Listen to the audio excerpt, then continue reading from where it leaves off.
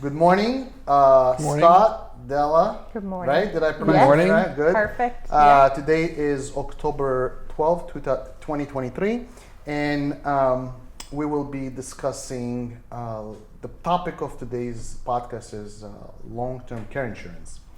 And we're gonna dive right into it, okay? Okay. Because I think there's a lot to be learned because a lot of people do not know how important it is.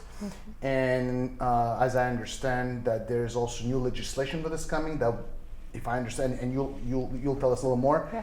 that it may become a mandatory insurance for Correct. every Californian.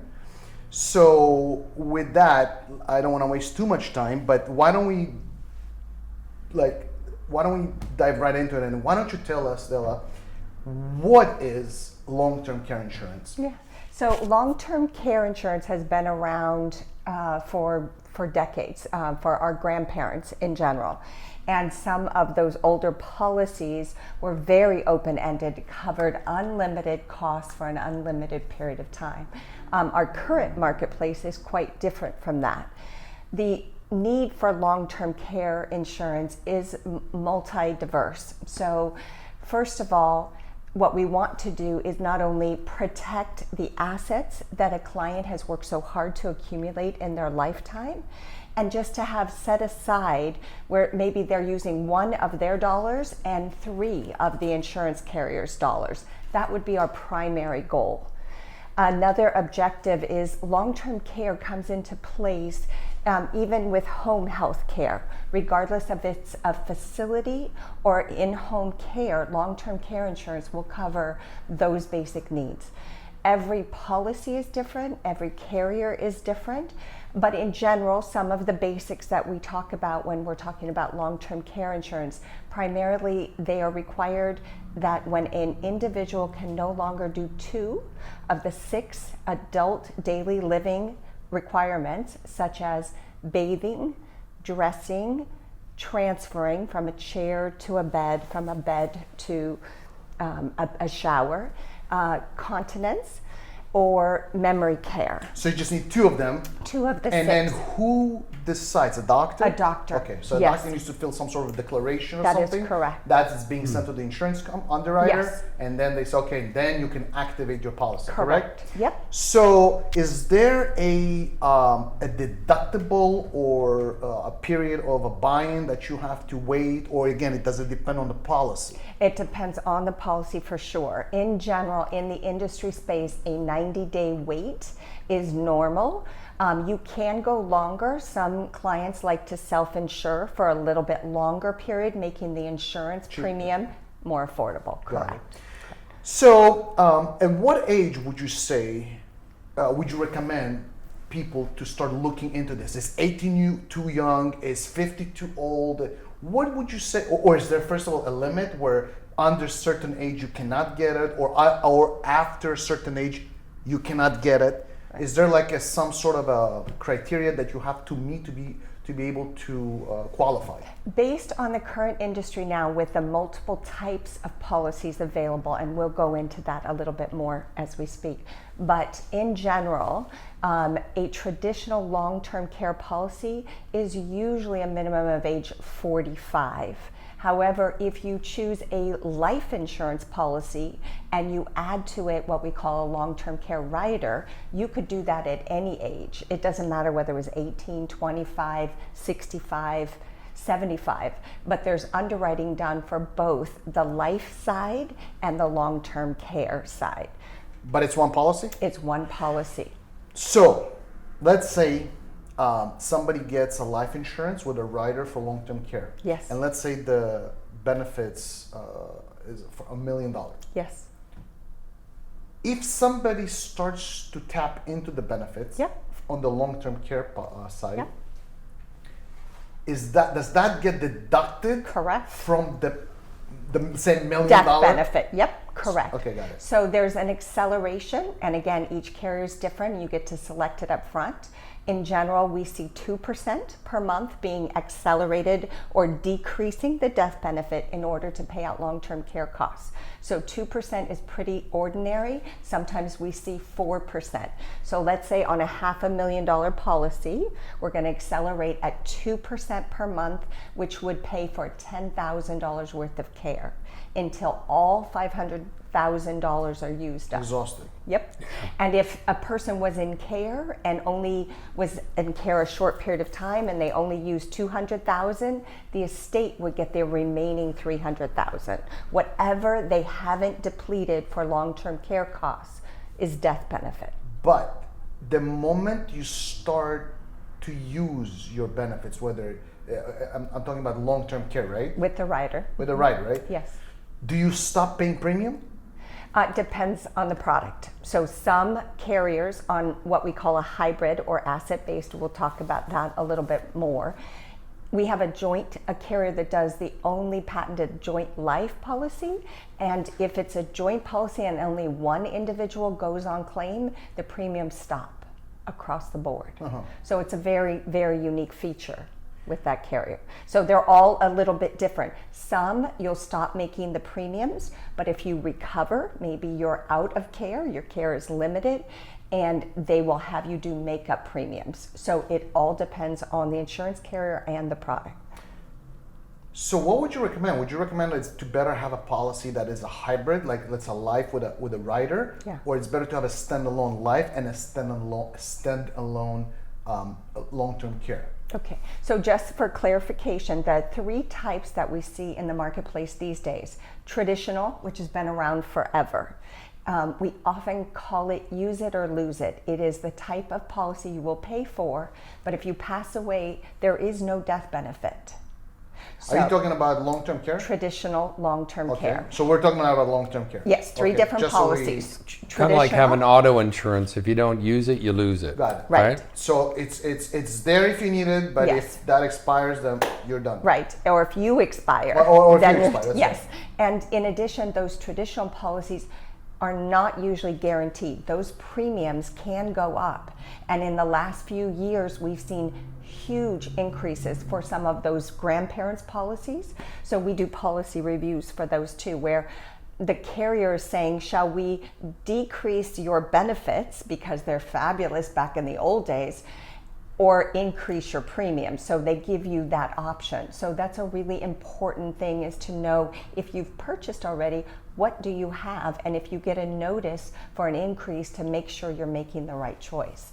So So that's traditional. that's traditional. Traditional, Yes. yeah. What are the other two? Yeah, so the next one is we refer to as hybrid or asset-based. And when we think of it, we think of taking a pool of funds, let's say $100,000 in general, and it could be a single premium, it could be premium spread out. And what you're doing is the death benefit will roughly be that $100,000 if you were to pass. However, the goal is to grow that. From day one, it will usually create a pool, depending on the age and the health rating, of 300 to 500,000. So it's like quadrupling your funds. So you put in 100,000, the faster you put it into the policy, the more growth you're going to have, especially if you add a cost of living increase, or what we call an inflation rider. So the goal is not a death benefit. The death benefit stays small, but at least you have something for your money that you've put into the policy. But the goal is to have a bigger pool of funds for long-term care. Got it. So you have to put the initial 100,000 right away, or Yeah. you can make it in increments? Yeah. Single premium, 5 pay, 10 pay, meaning 5 annual payments, 10 annual payments. Some do a lifetime pay where you'll just continue to pay. So it does vary from product to product, carrier to carrier. So this is the hybrid. That's a hybrid. Yes. So we spoke about traditional. Yes. Yep.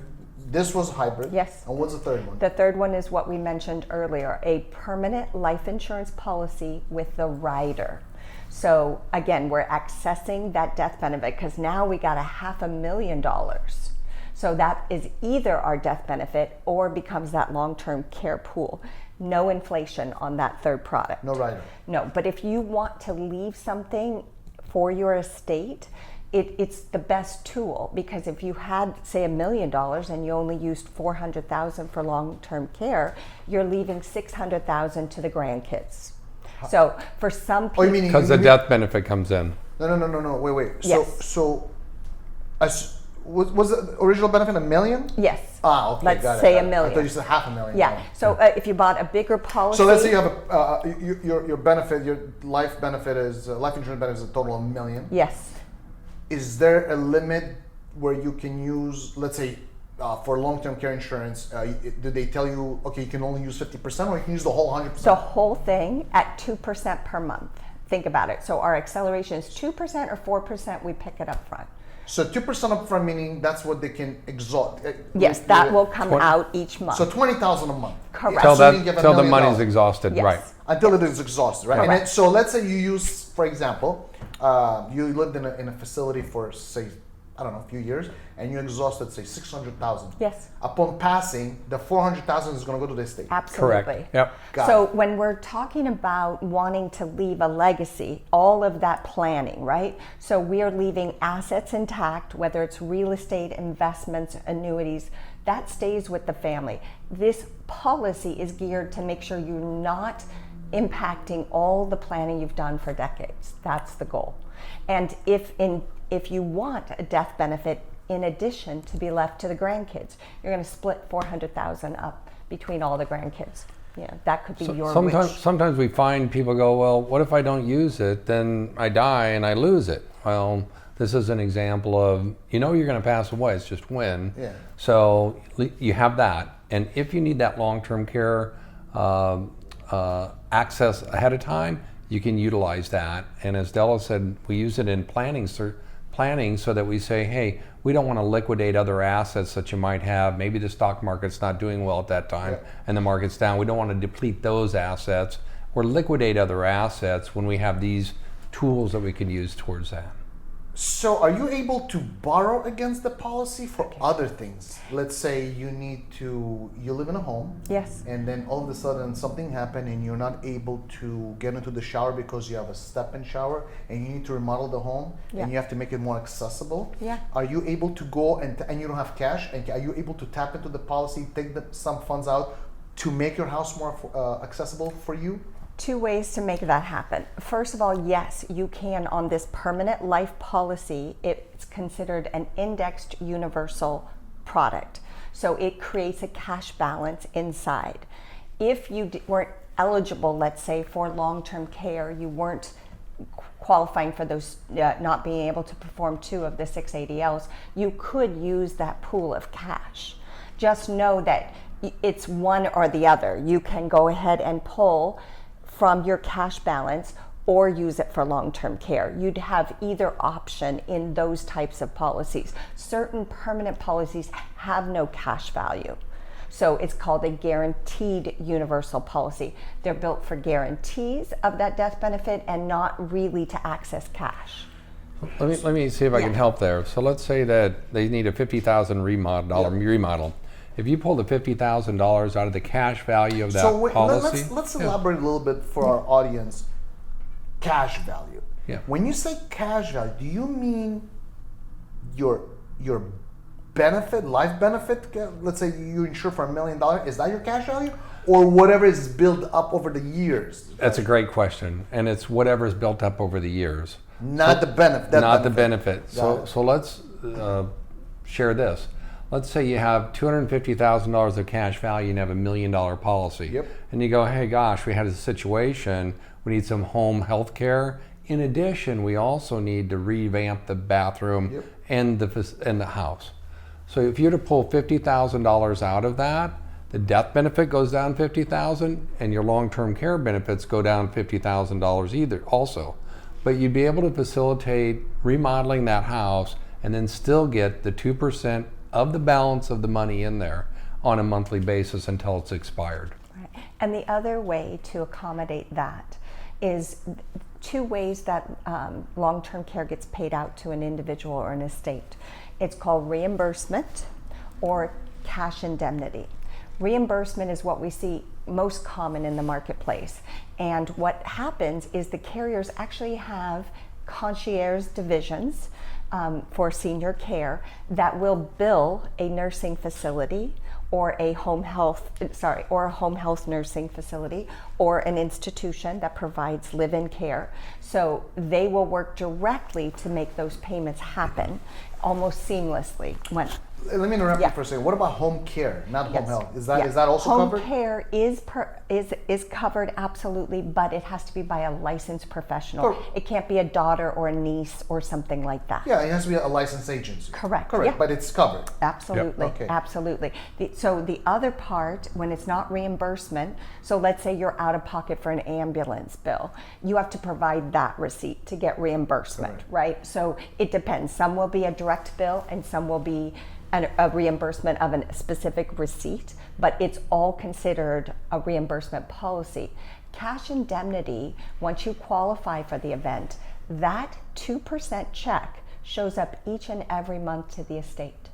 You don't have to show receipts. You need to keep them for tax purposes. Is that CPA. for if you live in a facility? It's for anything. So you get to choose. So let's say we have 500,000 and the first month we accelerate at 2%, we have a check for 10,000. That could be used any way you choose. You could, as long as the doctor said that you have two out of the ADLs. 6. Correct. Right. Yep. yes. So who gets the check? The person insured. the insured, Unless, not the facility. No.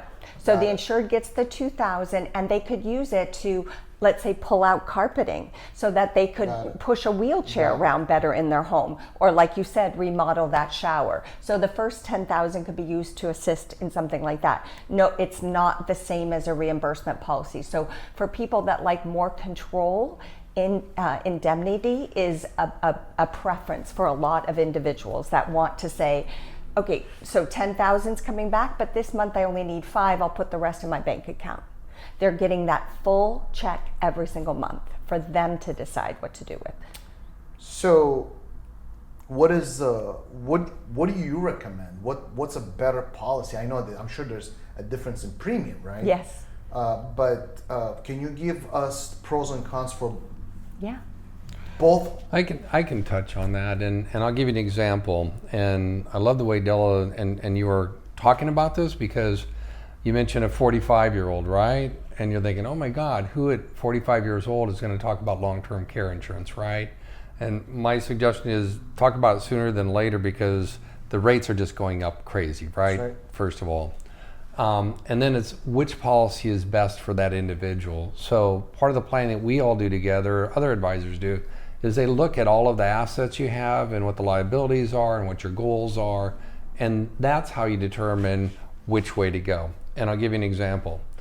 I have a 66-year-old, good significant estate, but he doesn't have any long-term care insurance. And I go talk to him, and he's got a $5 million portfolio of investments. And he's got $1 million sitting in a bank account. And I go, what's that money for? And he goes, rainy day. And I go, what's a rainy day? And he goes, well, Bob down the street had Alzheimer's, and it's $15,000 a month, and I might need to get to that. So I look at that and I go, well, what if we took $100,000 out of your $1 million, put it over here, and created a pool of money of $500,000 towards that type of program? So what we're doing is leveraging those dollars or multiplying the benefits of those, because he's going to leave that there every year. And when I do planning with people, I see people like that all the time. And I'm like, every year I ask them, how come you got so much money there? I need to leave it there just in case. Yep. And the other thing is, if you needed to get to that money over here for some reason, like you said, hey, I got a great situation, I need to get to that money, you can get to that money also. So it's that's one type.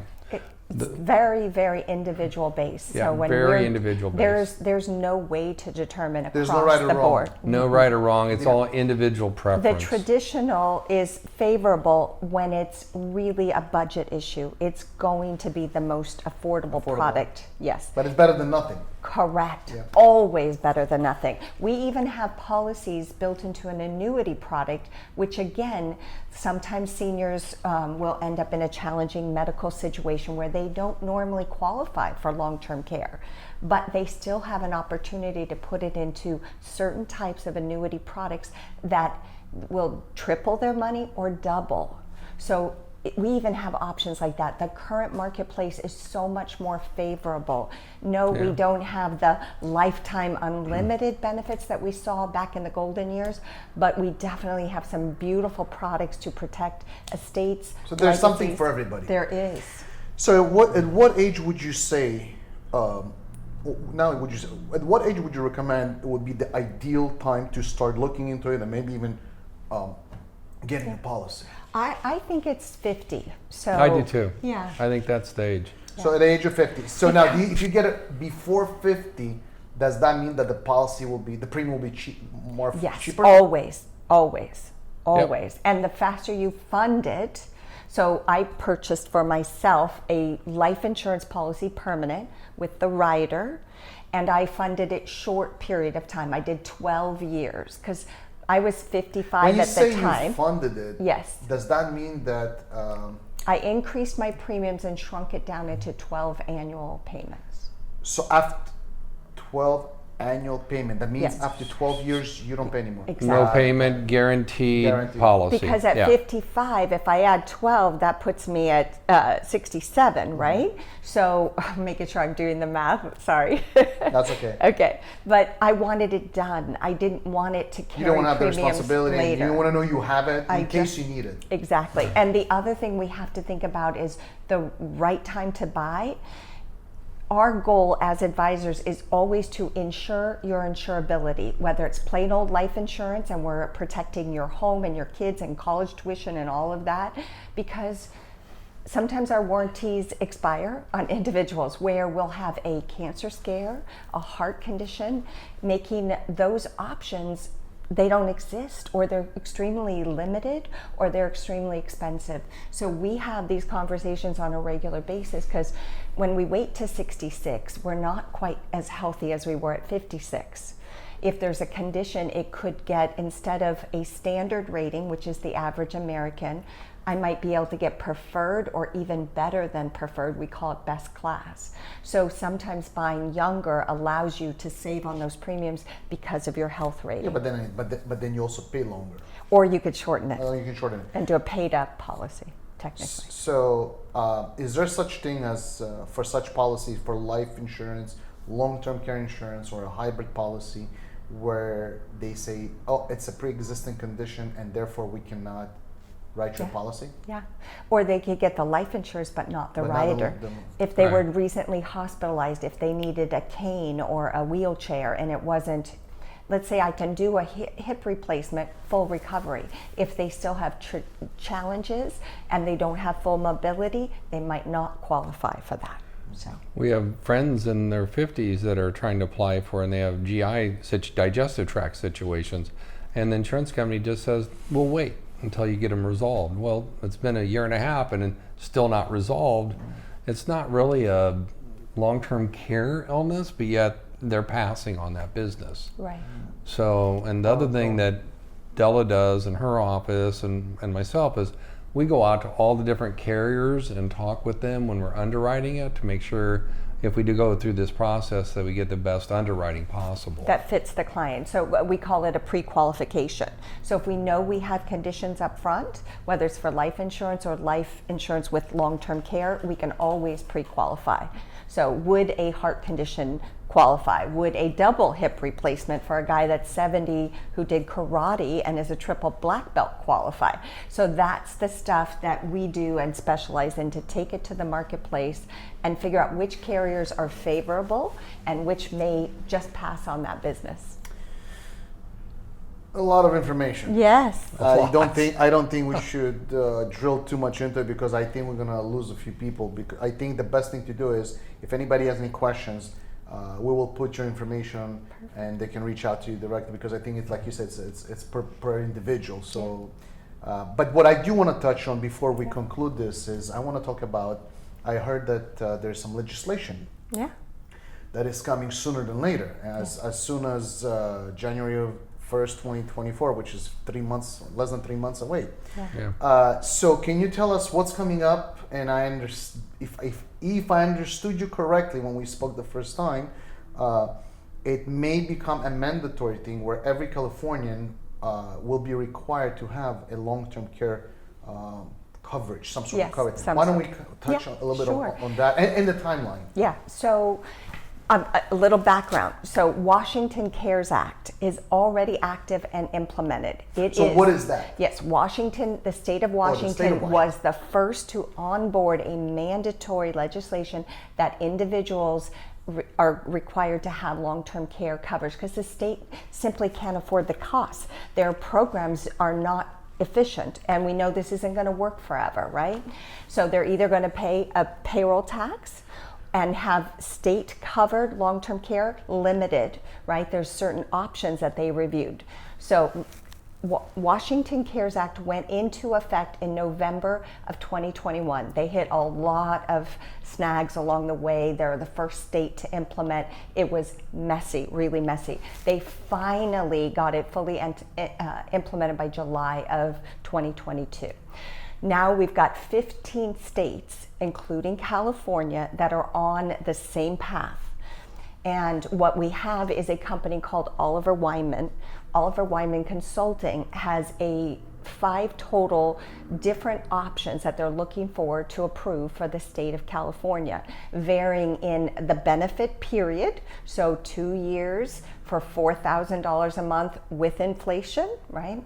Or it could be 4.5 years at $2,000 a month, something smaller, all kinds of different options. 4 of them include an inflation, cost of living increase. 1 of them does not.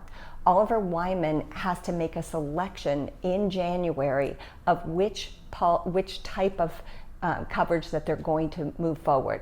Then they'll have an entire year to figure it out, do the due diligence before it is implemented. We're thinking in early 2025. So that's where we're at with regards to California legislation. And when we look at a map, because if anybody needs that information, happy to share it. California is green as in go. We are the closest of the other 15 states to getting this enacted, whereas the other states are definitely behind us. It's like we learned from Washington, they're learning from California, but we are scheduled to be the next one. So if the state implements, then your paycheck is going to be taxed each and every week per $100 of salary, depending on whatever plan is picked. So wait a minute. So this is going to take effect January 2025. Yes, we're thinking again. Not 2024. We don't have to worry about it just now. Oliver Wyman has a deadline. But not consumers, right? Correct. Okay, so 2025 is something that if it goes through, then every Californian will need to have this coverage. Right. Now, or opt out. There will be some options. That was my next question. Yes. Yeah. Now, if you want to opt out, what happens? I have to pay some sort of a penalty? No, it depends on your coverage in place. So that's the tricky part, and I'm sorry, but it's just moving every day with regards to the legislation and the changes. So I don't have any concrete fact to say it's going to be this and it's going to be this date. The fact is they will provide an opt-out, but it may be too late by the time they figure out the opt-out date. So if you want your own coverage and you don't want state mandated coverage, we are recommending that you consider looking now, because again, we don't know when that opt-out period will be, that you can say, oh, I have my personal coverage here, I picked it with all the things I want, and that now I want to opt out. So there is a little bit of urgency, but again, nobody knows. I wish we had answers today, but so we when do you simply think don't. we will know? I think we're going to know. The task force is meeting again in November, early November, and also January. Again, that's about all we know, and it's easy enough. We'll provide links for anybody that wants to follow the task force. We may need to do a second edition for this podcast once we get more information. Yes. Because I think it's very important. It is. So we may need to do that. So some of this is tied into your income, so when you file your taxes, it's a percentage of whatever that is, they're going to assess that to you. Yeah. So that's how they know by income. If it's 0.5%, 1%, there's discussions of 4%. Well, 4% of $300,000 is a lot of money. Right. Every Right? year. And most people would prefer to have their own choices. Anybody at $300,000 of income would most likely want to pick their own policy. Yeah. So, Got it. That's what we just try to make sure that our clients are educated. We're sharing the information so that they have the choices. We are here to guide and educate, and that's our goal. How many underwriters are out there that provides these coverages? Yeah, every carrier has chief underwriters, regular underwriters. We escalate for exceptions. You know, my hip guy, my karate guy, I got an exception. They didn't want to cover him. I think there's like some major carriers that are in the competitive zone on certain products. Yeah. Like, talk about those, the ones that you see, the Nationwides, John Hancock on the big. life insurance, Lincoln Financial is another one. One America is one of the carriers that has the patented joint life. So they have different niches if you want. 2 people on the policy, 1 person on the policy. If you want to do a lump sum dump in, or a 10 pay, or an extended pay, or So everybody has waiver their of own little- premium. Yeah, or they Everybody's don't- customized. they don't want They to- got their little space. Yeah, of they don't want an elimination period. They don't want to self-fund for 90 days. There's a carrier that does that. zero elimination period. But only one. So it's unique, and that's why we try to stay, that's our space, and it's changing all the time, every day. Perfect. I think even I got like, wow, there's so much information, you know. So, is there anything else that you think that before we conclude this? Yeah. Something that really is important. You think our listeners should know about? Is there anything that we missed out? I think the most important thing is that, and you see it here, right? Yeah. You see it with people coming in here, and they see their, you know, my example. My mom was the first policy I ever sold, first policy I ever had a claim on, and gosh, you know, I look at those things in terms of, hey, let's make the insurance company pay, right? And mom was like, well, I don't think I'm really that ill. I'm okay. I can take care of myself. Well, she really couldn't take care of herself, and she needed the help. And when you can go and dig into the coffers of the insurance company, they're able to make a claim, and all of a sudden mom gets home health care and she gets better, right? So then she goes through another situation where she needed the home health care. Then a home health care person says, you're not good enough just for home health care. You're not getting around as good as what you're sharing with the 4 boys, right? So she went to assisted living. And then the assisted living people said, you're not even in good enough shape to be able to be here in the assisted living. You need to go to the nursing home. Oh, wow. Yeah. So then my mom goes to the nursing home. She got better, went to assisted living, went to home care, and got better. And it was a couple more years. But they paid for it. And they paid for it. Got it. So what I'm sharing with people is, when that happens, she probably extended her life 8 years, because if she would have just stayed at home, not utilized She would the decline benefits, fast. she would have declined, broke her hip, Yeah. like you mentioned earlier, and would have been worse. And so I think it's a really good asset protection tool for people to have and for people to consider. And even wealthy people, like I said, they like using other people's dollars rather than their dollars. And if they've got the rainy day money, That's right. it's And leverage it as beneficial. much as you And can. leveraging it. That's right. Yeah. I think one of the things that I share a lot is being part of the sandwich generation. So when I was in my 40s, I was paying for college tuition for my sons, and both of my parents were needing assistance and care. So they called us the sandwich generation. We have financial output for the Parents college. and Yes, Yeah. and it's super challenging. And on top of that is not only the financial burden, but trying to be available. So we had 3 girls, 3 sisters. We were all sharing with the care. Sometimes, because both parents needed it, we were pulling in our grandsons, which were teenagers. Well, pretty sure that you don't really want always that happening, especially if it's personal care, right? We want to know that maybe I don't want my husband having to do that kind of showering and bathing for me. That's when we look at insurance, it's not always for the insured.